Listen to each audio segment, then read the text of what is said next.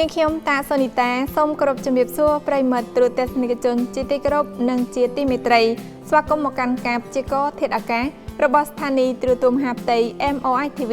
សម្រាប់ថ្ងៃទី2ខែធ្នូឆ្នាំ2025ដែលមានជាបន្តបន្ទាប់ដូចតទៅ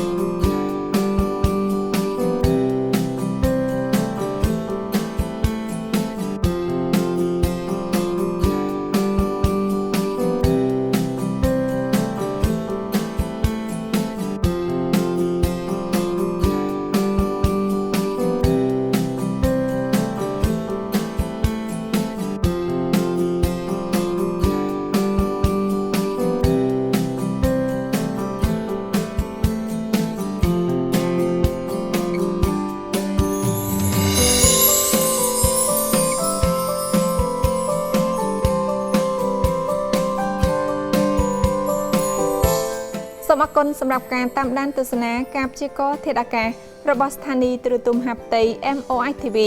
ខណៈនេះនាងខ្ញុំតាសូនីតារួមទាំងក្រុមការងារសូមអរគុណសូមជម្រាបលា